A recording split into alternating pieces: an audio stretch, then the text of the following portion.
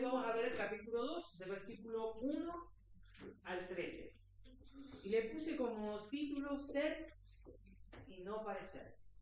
Santiago nos va a confrontar y nos va a hablar en estos textos de cómo. Ahora, cuando hablamos de la frase ser y no parecer, implica, esto nos lleva a una profunda reflexión, ¿no? Nos lleva a reflexionar sobre la autenticidad, sobre las apariencias. Como se dice un dicho, ¿no? A veces las apariencias engañan. ¿Sí? Cara vemos, pero no corazón decimos, ¿no? Entonces, Santiago un poquito va a confrontar a la iglesia, porque la iglesia estaba aparentando ser algo, o los hermanos estaban queriendo demostrar algo que realmente ellos no debían aparentar que eran, sino que ellos debían evidenciar que eran verdaderos hijos. Porque ellos decían ser hijos de Dios, pero sus actitudes, su comportamiento, su forma de tratar con las demás, evidenciaban lo contrario. Porque no eran lo correcto y lo que Santiago esperaba que ellos deberían ser. La diferencia entre ser y parecer se ve en que cuando hablamos de ser, cuando alguien es, ¿no es cierto? O hablamos como de alguien, de ser de alguien, hablamos de la esencia de esa persona. ¿Cómo es esa persona en esencia? ¿Sí? La naturaleza que está intrínseca dentro de esa persona. ¿Sí? Mientras cuando decimos parecer, se refiere a la manifestación externa de esa persona. O sea, la forma que se ve o la forma en que se presenta. Es decir, algo que pueda externamente demostrar algo externo, puede parecer algo, pero quizás en lo interno no es lo que realmente es. ¿Sí? Ahora, para ir introduciéndonos un poquito al libro de... Vamos a hacer un pequeño repaso de... allá, acá. Ahí está. Bien. Un pequeño repaso del capítulo 1. Como dice ahí, en el primer capítulo de Santiago, para introduciendo ya el capítulo 2 y entender por qué Santiago habla lo que dice en el capítulo 2, se ha presentado el tema del libro en medio de la aflicción y debemos manifestar una fe viva que produce fruto en medio de las tribulaciones, dice Santiago, capítulo 1, ¿no? Ahora, el autor del libro, cuando la presión aumenta, que hace un análisis del libro de Santiago, que el autor es Rafael Porter, que es un teólogo, él resume el libro capítulo 1 de esta manera. Se han señalado dos principios básicos de mayor importancia. Uno, una fe viva soporta la tribulación. Y dos, una fe viva vence las tentaciones. ¿Sí? Eso es lo que decimos. Ahora, a partir del capítulo 2, el autor implica estos dos principios generales a los problemas específicos que ellos tienen por causa de la aflicción en la cual viven. Es decir, que ¿qué va a hacer?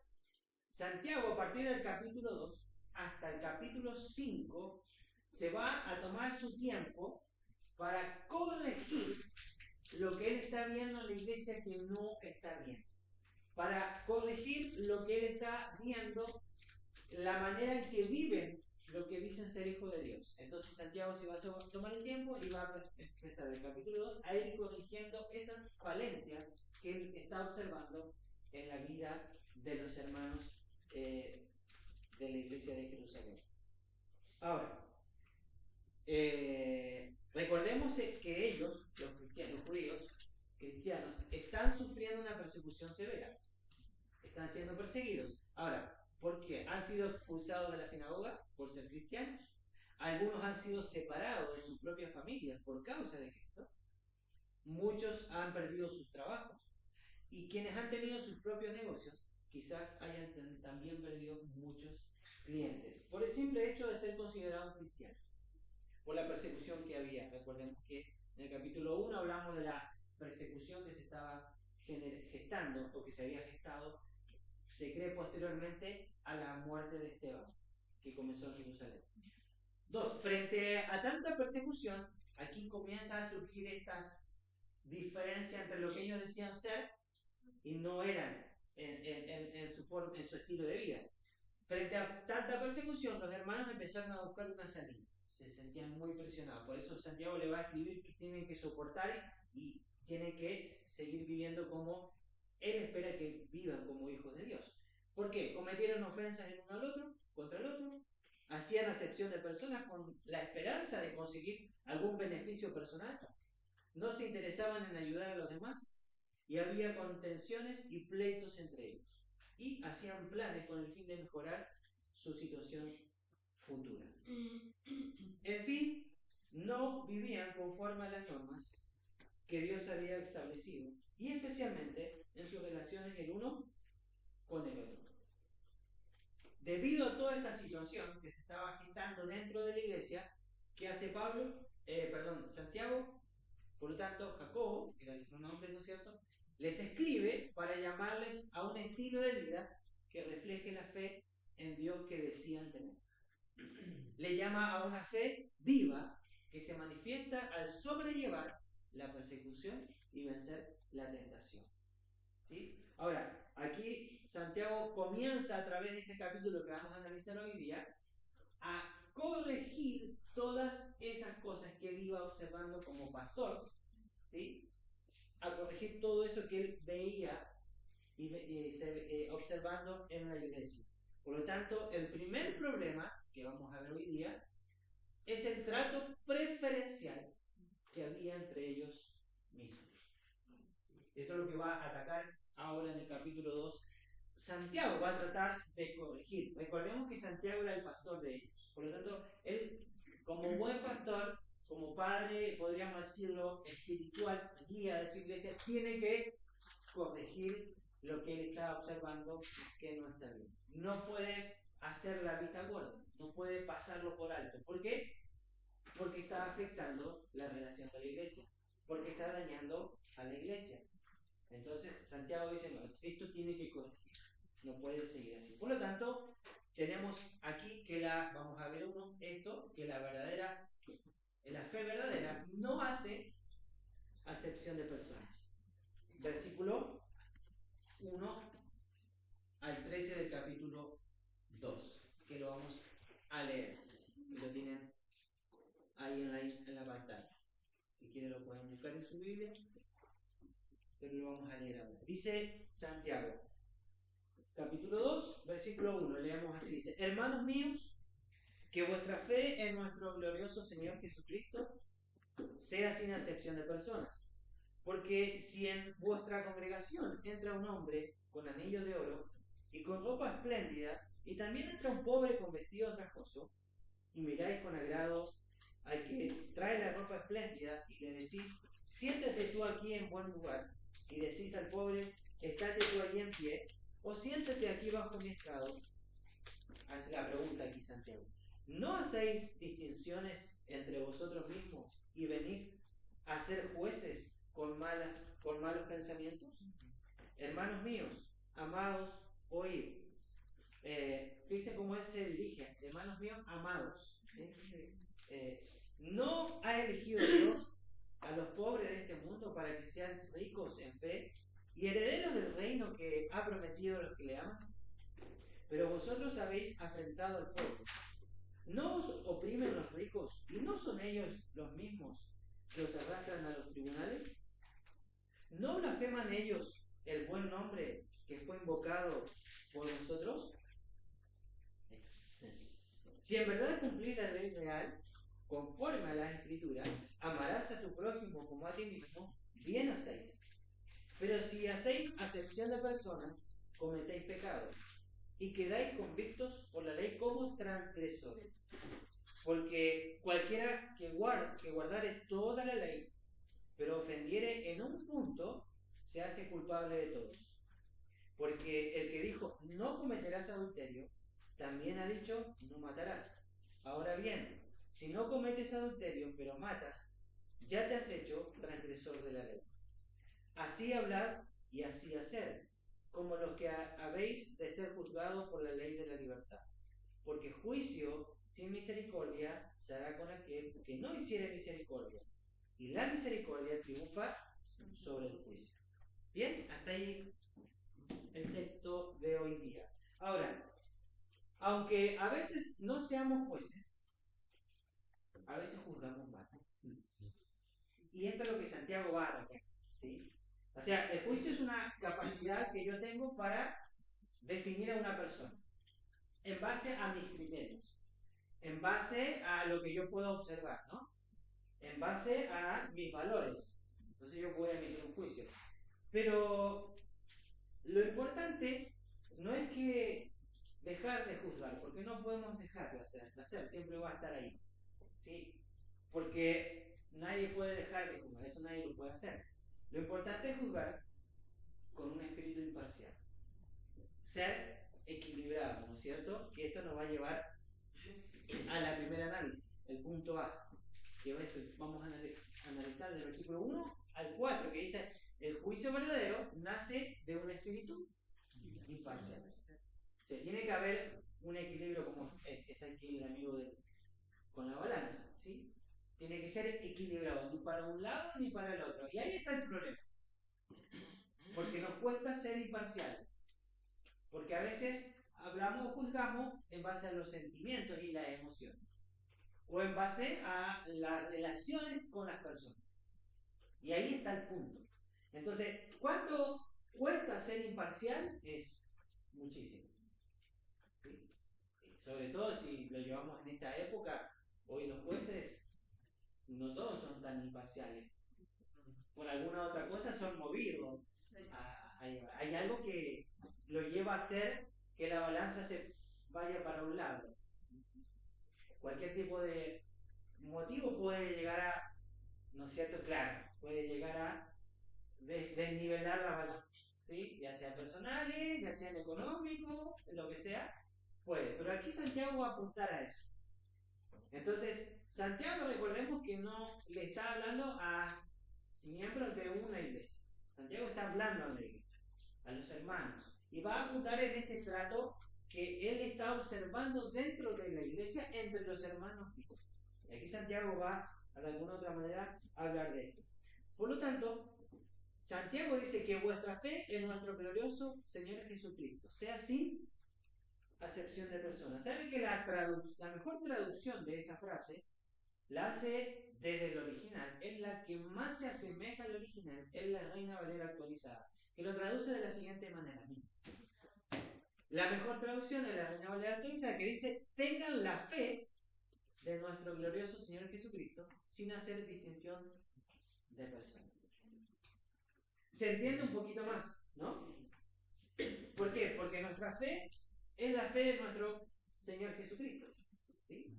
Y esta no puede estar mezclada, dice Santiago. Si tenemos la fe de Cristo, esta fe no puede estar mezclada, ¿sí?, con parcialidad, dice Santiago. Porque la fe de nuestro Señor Jesucristo. Si tenemos la fe de nuestro Señor Jesucristo. Ahora, Jesucristo fue un ejemplo. Mientras Él estuvo aquí en la tierra, un ejemplo de imparcialidad.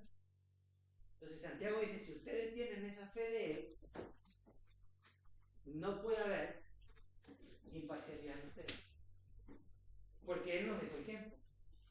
O sea, no hay compatibilidad entre la fe nuestra, ¿no es cierto?, y la acepción o la distinción de personas. No es compatible. Entonces Santiago apunta a esto. Y le dice, no, hermano, acá hay un problema grave. Ahora, después vamos a analizar por qué es tan importante esto. O sea, la palabra que se traduce distinción de personas en el original es prosopolepsia. ¿Qué significa literalmente mirar a la cara o atender a la cara de una persona?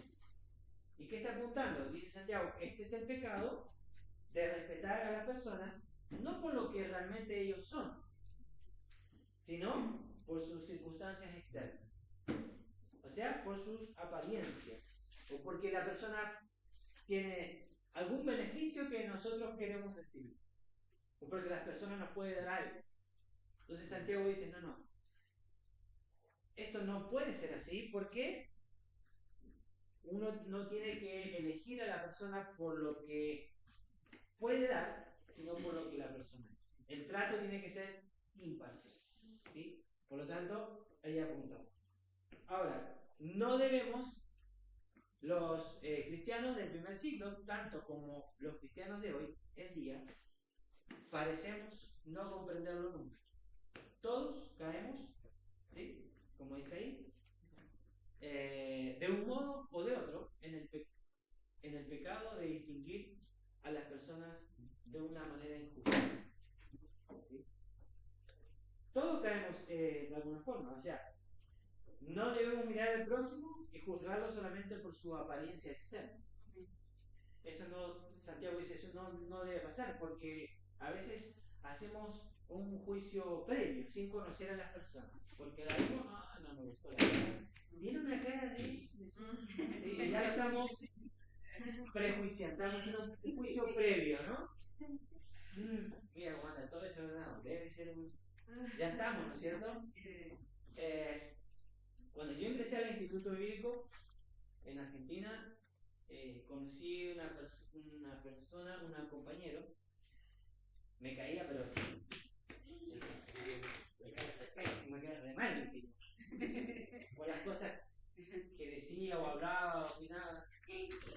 Y con el tiempo lo fui conociendo más, al punto que después terminó siendo mi mejor amigo en el equipo. Lamentablemente el Señor se lo llevó antes, fue con el COVID. Pero él fue, para mí, fue en los 3 años que estuve ahí, fue mi mejor amigo toda la vida. Él siempre estuvo ahí en todos los momentos. Éramos los tres, porque uno tiene un montón de compañeros, pero hay uno con los que se comparte más y tiene mayor relación. Éramos 3.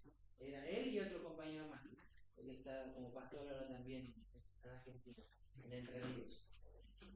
Es en la provincia de Entre Ríos. Y claro, yo había hecho un juicio previo, pero después cuando lo conocí, me di cuenta de la persona que era. Fue tanta la relación que tuvimos que andábamos juntos para todos lados, los 3. Entonces, a veces nos pasa eso, porque la persona o me miró mal o tiene una cara que a mí no me simpatiza, ¿sí? Como dice el conocido, ¿sí? Entonces, ya emitimos un juicio previo y al tratamos de una manera que... Entonces Santiago dice, no, hermano, no puede ser esto. No puedo tratar a la gente o por lo que observo externamente, por su cara, por su ropa, en lo que anda, si anda en un gran vehículo, le tiramos la alfombra, ¿no? Santiago dice, no, eso no puede pasar, porque para Dios la relación para los hijos de Dios no debe ser sin acepción de personas. Que en el mundo sea normal, sí, está bien, que eso es normal, y pasa. Por lo tanto, como dice aquí, no debemos mirar el rostro, ropa, riqueza o posición social de la persona. No seamos parciales en vuestro juicio. Es lo que Santiago está atacando a la iglesia, porque esto se estaba dando a la iglesia. De hecho, va a dar un ejemplo ahora, un poquito más adelante. Ahora, ¿qué implica?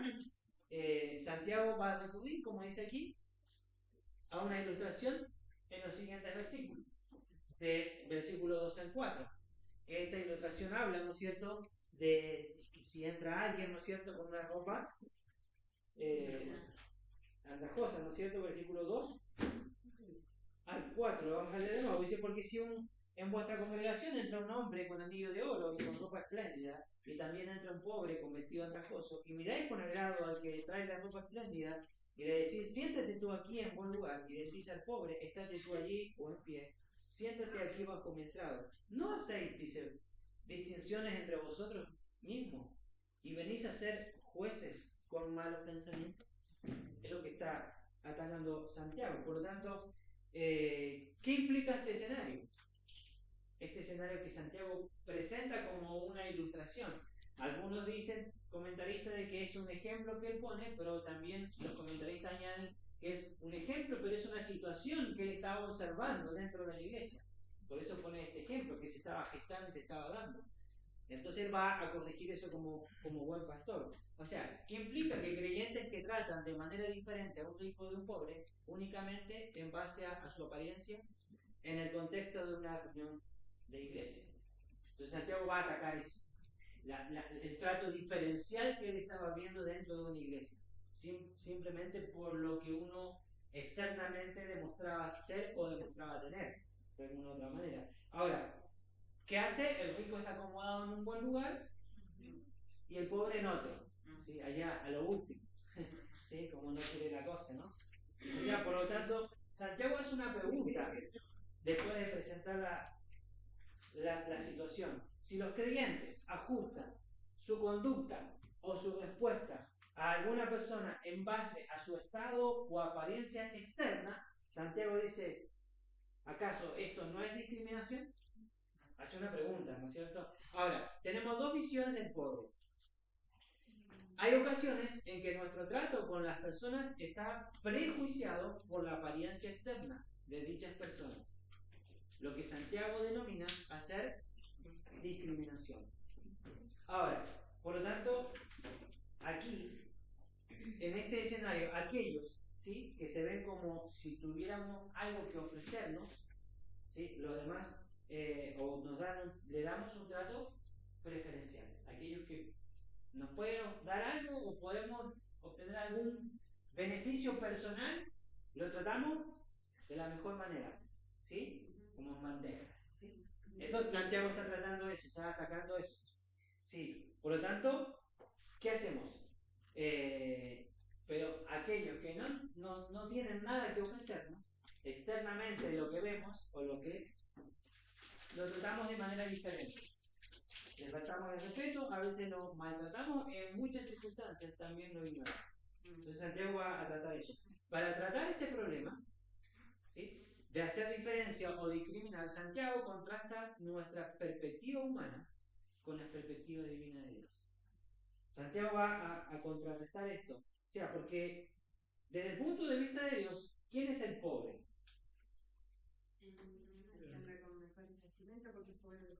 Exactamente, ahí va a apuntar. Aquel que creemos que tiene poco que ofrecernos, ¿sí?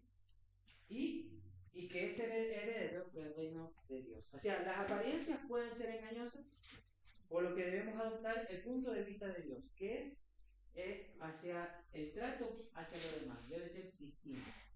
Porque ante los ojos del Señor no es rico el que más tiene, sino es rico aquel que tiene lo que Dios le puede dar, que es rico en fe, dice. ¿Sí? Hay como una canción, si lo tengo a Él, lo tengo todo. ¿Sí? Puedo ser rico humanamente hablando, pero puedo no tenerlo nada y puedo estar completamente vacío, ¿sí?, y no le puedo encontrar sentido a la vida. Entonces Dios va a confrontar esa visión humana a los hermanos de la iglesia. Entonces, o sea, no veas esta situación desde el punto de vista humano, obsérvalo desde el punto de vista, porque para Dios no hay acepción de personas, ante los ojos de Dios somos todos iguales, no hay diferencia. Y Santiago va a agregar un comentario clarificador en el mismo versículo 4. Dice, si hacemos este tipo de diferencia, esencialmente dice, estamos juzgando con malas intenciones.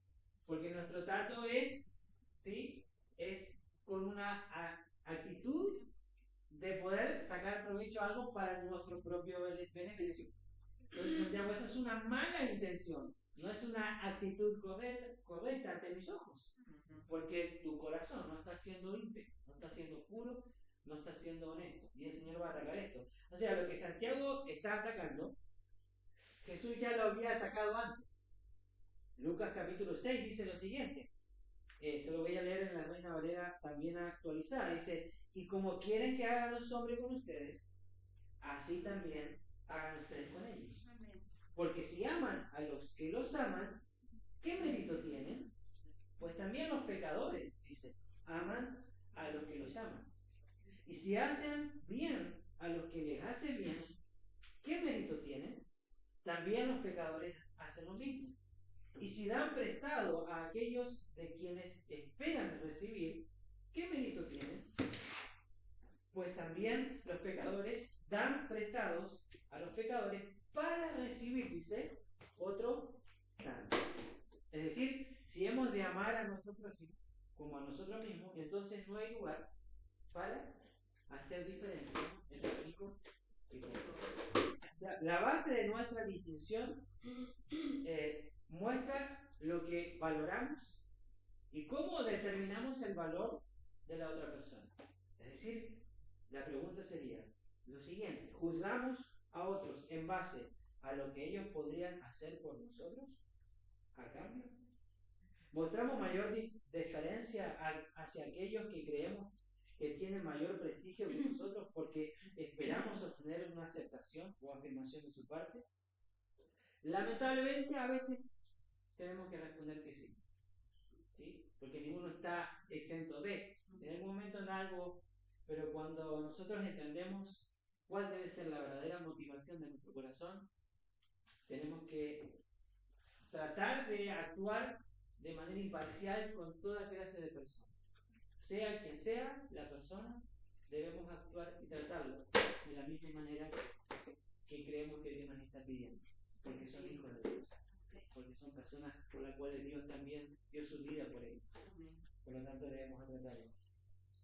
Esto, dice, podría indicar que damos valor a las personas desde una perspectiva humana. Pero Santiago reformula la ecuación en los versículos que siguen, ¿no es cierto?, que vamos a ver ahora, para mostrar cómo son las cosas desde la perspectiva de Dios.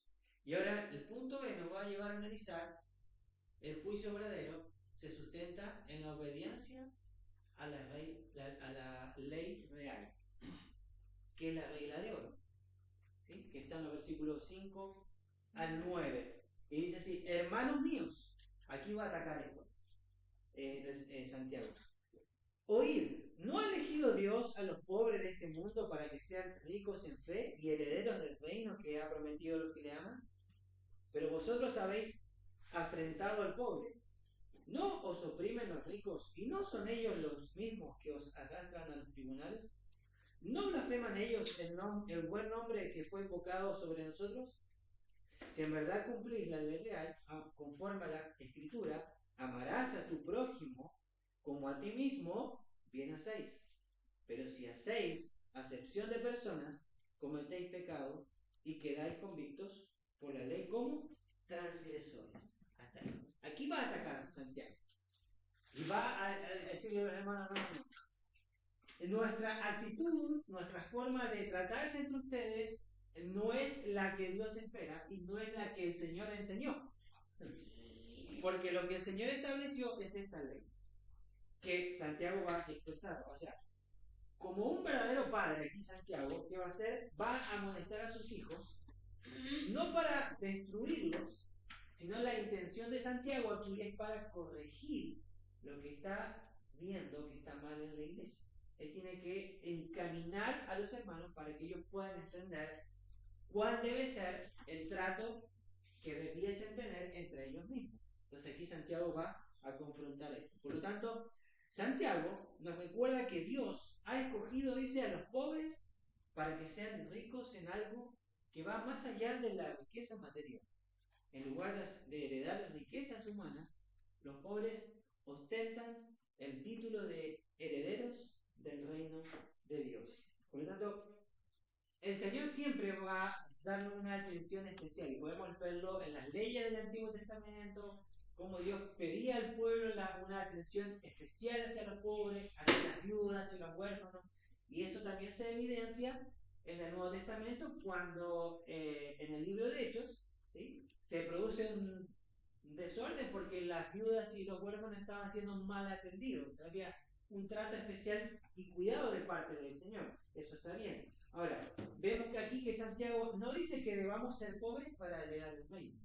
No significa eso.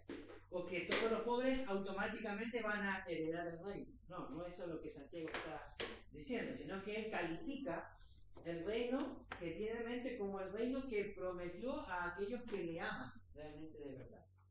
Bueno, después también habla de que cuán difícil es un rico que pueda, bueno, pero Dios por lo general va a atacar un poquito eso. Cuando un cristiano rico oprime a un pobre, como dice aquí Santiago, deshonra al pobre, pero también blasfema contra Dios.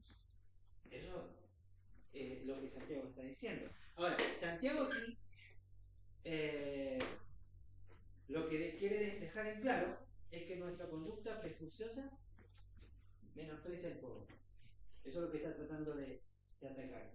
Y por lo tanto, Santiago dice no está atacando la posesión de cierta cantidad de dinero.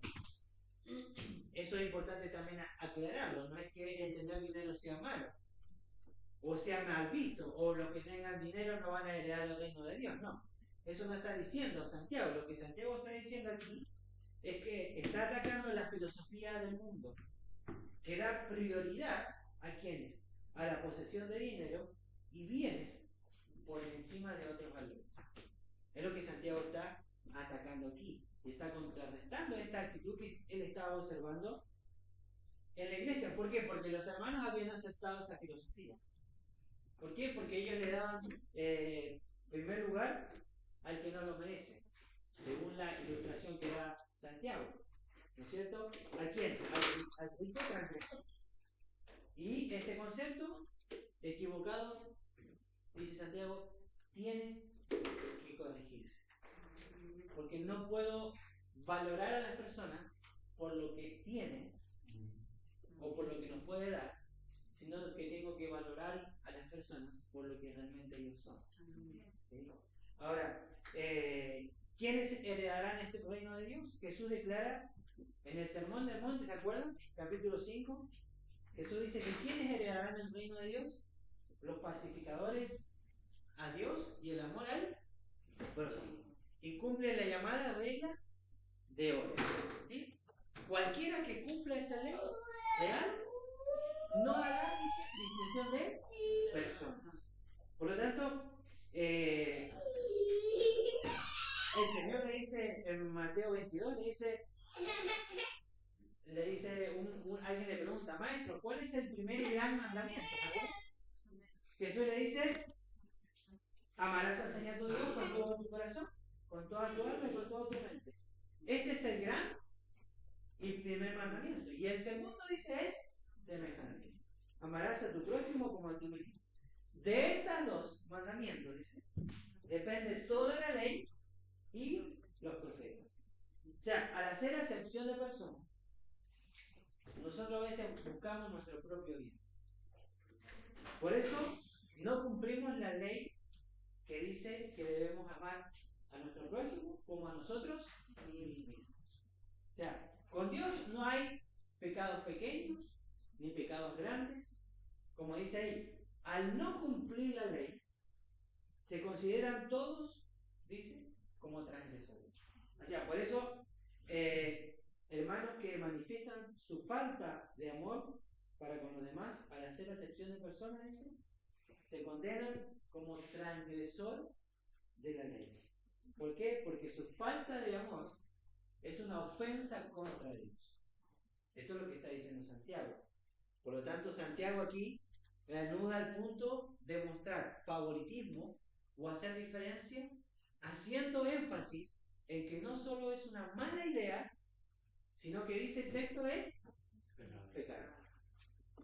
Pecado. Dice, versículo 9, y quedáis convictos por la ley como transgresores. La ley reprende o reprueba al pecador, y si lo reprueba, dice el texto, lo declara como transgresor de la ley. ¿Cuál era esta ley? Amarás al Señor tu Dios y amarás a tu prójimo como a ti mismo. La palabra transgresor en el original es parabates. ¿Qué significa? Literalmente significa ir más allá de lo que la ley permite. Ser un criminal, un violador de la ley, alguien que no respeta los límites, sino que se extralimita a lo que la ley no permite. Entonces, lo que está diciendo aquí Santiago, si tú no amas a tu hermano, si tú no tienes un trato de igualdad con tu hermano, tú estás transgrediendo la ley de Dios. Y al transgredir la ley de Dios, te vuelve una persona prácticamente blasfemando el nombre de Dios. Porque esto está dentro de la ley. Te vuelves un transgresor, alguien que se extralimita a lo que se está a lo que no está permitido. Eso es lo que está diciendo Santiago.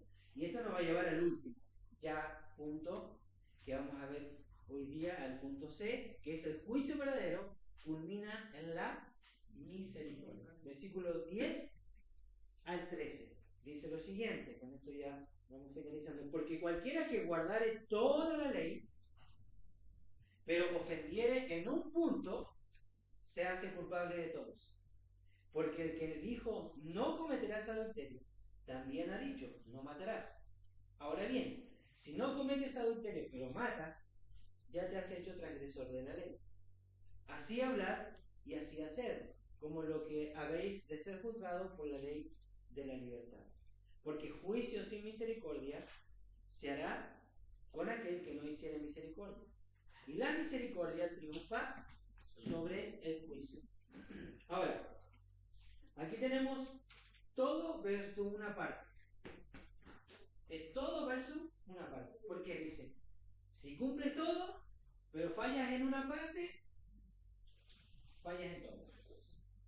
Transgrede toda la ley. Por más que sea en algo que no lo cumpla, ya estás transgrediendo la ley. Aquí Santiago describe con total claridad la forma en que se concilian estos asuntos legales y es realmente desalentador. ¿Por qué? Porque digamos que una persona que cumple toda la ley, pero tropezó en un pequeño punto, en un aspecto pequeño de la ley, ¿qué dice Santiago? Automáticamente es culpable de infringir toda la ley. Toda la ley. No solo de infringir ese pedacito, sino que dice Santiago, toda la ley. Aquí, lo que Santiago explica, que el mismo Dios que prohíbe el adulterio, prohíbe también el homicidio. En otras palabras, no importa el área de la ley en la que fallemos, estamos ofendiendo a ese mismo Dios. La ofensa es la ofensa, no importa dónde o cómo ocurre. Es decir, ¿qué dice Santiago? Todos somos pecadores y transgresores de la ley. Porque siempre en algo pecamos. Nadie puede guardar la ley completa. Romanos 3:23 dice, por cuanto todos hemos pecado, estamos destituidos de la gloria de Dios. Por lo tanto, Santiago, ¿qué hace? Trata la parcialidad y la distinción de personas como un pecado tan grave como el homicidio o el adulterio. Un pecado que va contra toda la ley y como consecuencia un pecado contra Dios. Es decir, Dios no hace distinción de pecados. Eso lo hacemos nosotros. ¿Y cómo lo hacemos? En base a las consecuencias que cada uno de ellos conlleva. Pero ante los ojos de Dios, ya sea que yo cometa adulterio o homicidio, o ya sea que haga distinción de personas, ante los ojos de Dios es el mismo nivel de pecado. Porque para Dios todo es pecado. No hay distinción. Nosotros hacemos una diferencia y decimos, este es un pecado pequeño, la mentirita es un pecado pequeño. ¿Sí? Ahora ya el adulterio es un pecado grave, por las consecuencias que conlleva. Pero ante los ojos de Dios, todo es pecado.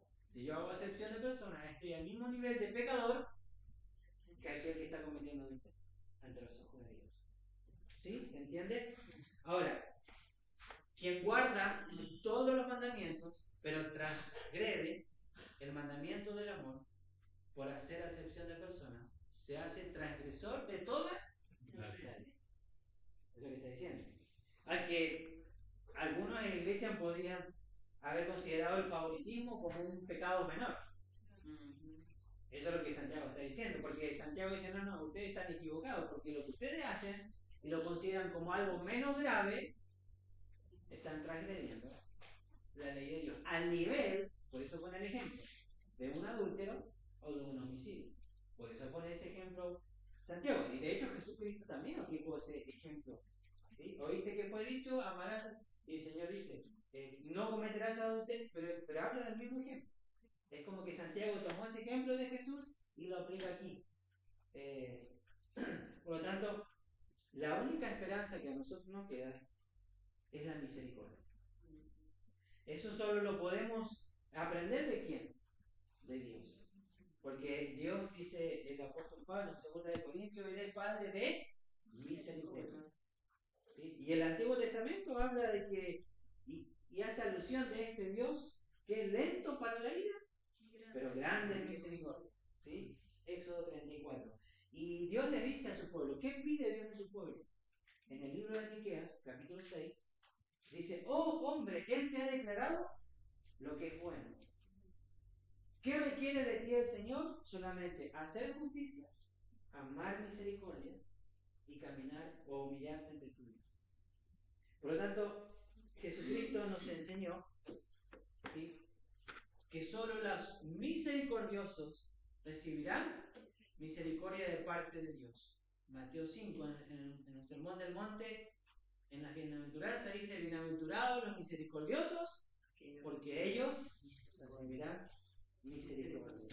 ¿Sí? Así como hay una relación inmediata entre la salvación y la misericordia, también hay una relación entre la misericordia de Dios y la misericordia que todos nosotros debemos los unos a los otros. Como hay una relación, una compatibilidad entre la misericordia y la salvación, debiese haber una compatibilidad entre la misericordia y mi relación con mi prójimo. ¿Sí?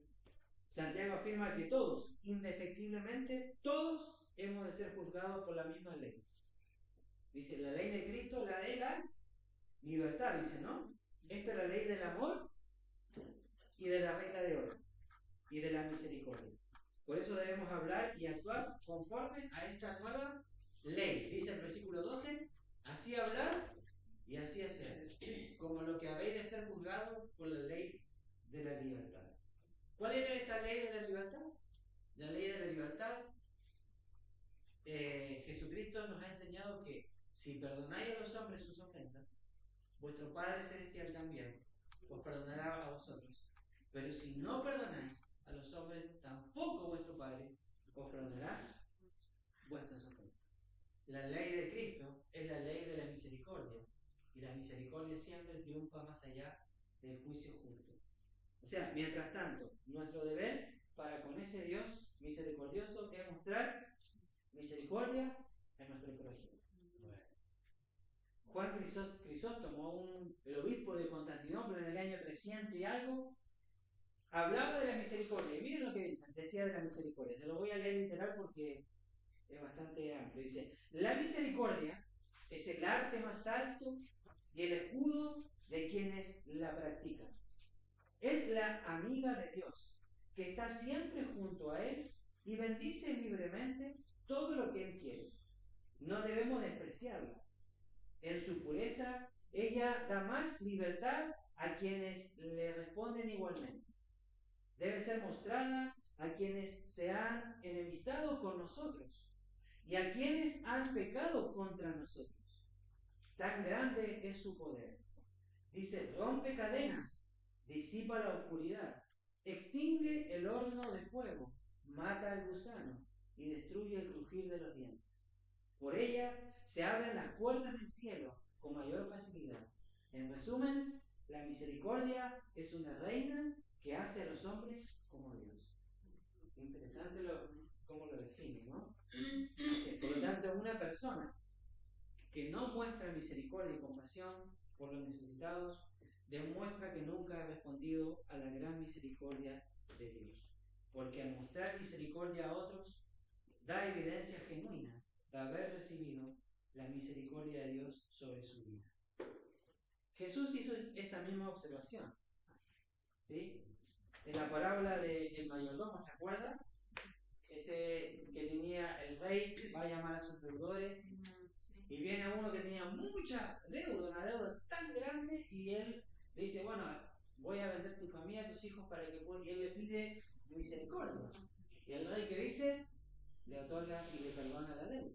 Pero este sale, se encuentra con otro que le debía, ¿no?, algo menor un poco, y lo manda al calabozo. Cuando los otros verdugos escucharon, le comentan la situación al rey, y este rey lo manda a llamar. Y le dice lo siguiente, en el capítulo 18 de Mateo. ¿No debéis tú también tener misericordia de tu consiervo, así como también yo tuve misericordia de ti?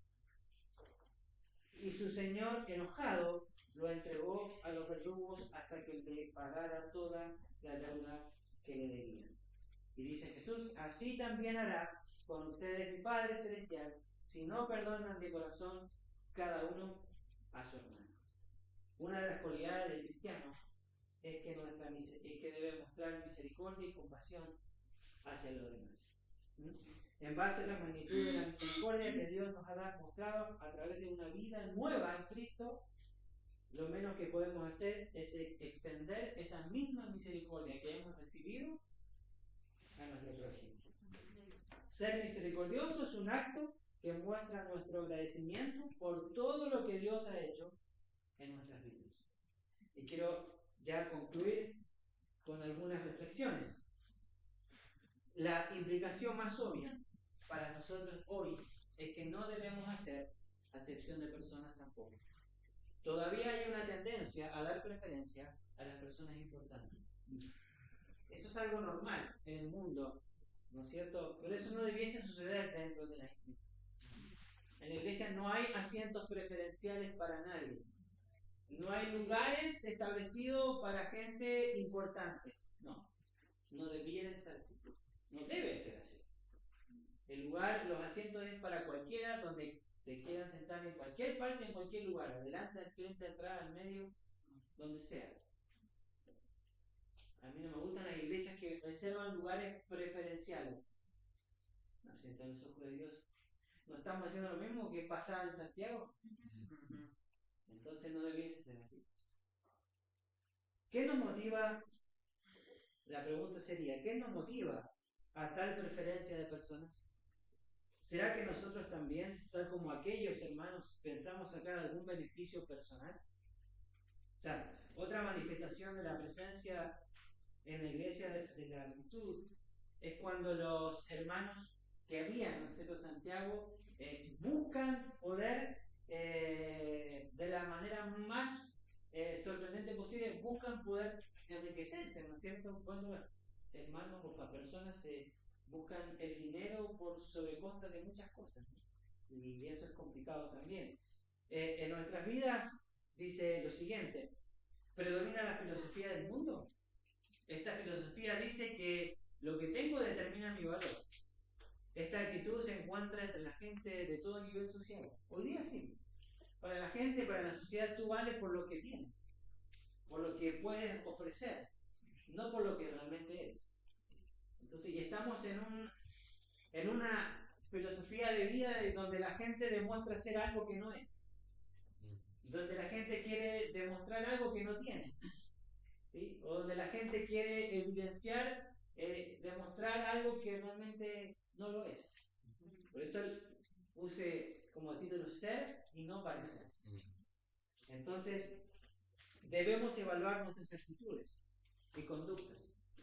Cualquier intento de conseguir más para mí, humillando a los demás, contradice el principio del amor al prójimo.